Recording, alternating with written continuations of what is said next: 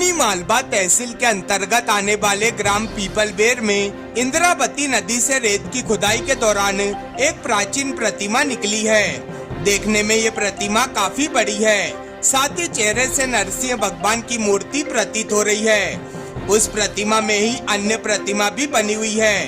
इधर ग्रामीणों को जैसे ही खुदाई में मूर्ति निकलने की जानकारी लगी तो नदी के पास भीड़ लग गई। पूरा मामला ग्राम पीपलबेर का बताया जा रहा है, जहां नदी के किनारे रेत की खुदाई चल रही थी। तभी खुदाई के दौरान पत्थर की प्रतिमा निकली। प्रत्यक्षदर्शियों ने बताया कि यहां पर रेत की खुदाई कर रहे थे कि अचानक खुदाई करते समय नदी के बीचों बीच कुछ विचित्र पत्थर दिखाई दिए, तो उसको धीरे धीरे खोदा गया। ऊपर की तरफ उठाया तो मूर्ति दिखाई दी। खुदाई करने वालों ने मूर्ति को नदी के किनारे ही रख दिया है।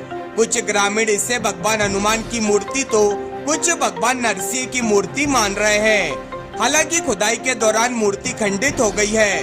इतिहासकार तथा लेखक विजय सिंह ठाकुर ने बताया कि ये मूर्ति 9वीं शताब्दी से 12वीं शताब्दी के बीच की लगती है।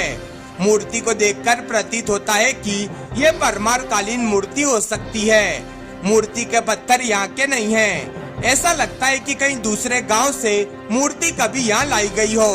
यहाँ पहले भी कई मूर्तियाँ मिल चुकी है, जिनमें से कुछ मंदिरों में स्थापित कर दी गई है, कुछ यहाँ पीपलबेर गांव में रखी हुई है।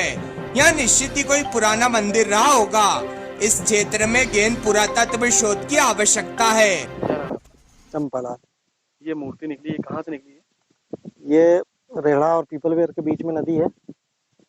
इस नदी में यह खुदाई के दौरान निकली। क्या यहाँ पहले भी ऐसी मूर्तियाँ निकली हैं? हाँ, पहले भी निकली है, करीब 10-15 साल पहले, और उससे पहले भी निकली है। किसकी मूर्ति देखने से क्या लग रहा है, किसकी मूर्ति है? अब ये मूर्ति तो दो प्रकार से, एक नरसिंह भगवान की लग रही है या बजरंगबली की कह सकते हैं। क्या नाम है आपका? दिनेश। ये मूर्ति कैसे निकली है? ये यहाँ रेता की खुदाई करने के बाद निकली। ये बीच में 3-4 फीट गहरी अंदर निकली है। कितनी बड़ी मूर्ति है? लगभग 4.5-5 फीट की लगभग है। देखने से क्या लग रहा है, किसकी मूर्ति है? ये लग रहा है देखने के कि हनुमान जी की हो सकती है, नरसिंह जी की हो सकती है।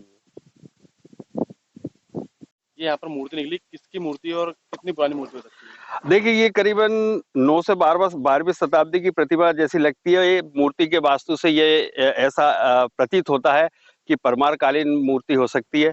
दूसरा, ये पत्थर भी यहाँ का नहीं है, स्थानीय पत्थर नहीं है, तो ऐसा लगता है कि जैसे कहीं बाहर से किसी दूसरे गांव या खेड़े से लाके यहाँ नदी में मूर्ति विसर्जन के लिए छोड़ी गई हो और आज हमें मूर्ति मिली है। ऐतिहासिक दृष्टिकोण से वैसे ही बता दें कि साइड में गाडर खेड़ा करके गांव है, जहां से व्यापारी लोग जो पहले बैलगाड़ी से व्यापार करने आते थे, उनके रुकने का स्थान था। एक निश्चित ही यहाँ कहीं पुराना मंदिर होने की संभावना सी लगती है। उसका बड़ा कारण ये भी है कि यहाँ पहले भी 10-12 मूर्तियां निकल चुकी हैं। कुछ यही पीपलबेर गांव में है, कुछ और दूसरे रेहड़ा गांव में है, कुछ का विसर्जन हो चुका है। तो यह एक पुरातत्व शोध की, एक गहन पुरातत्व शोध की आवश्यकता है।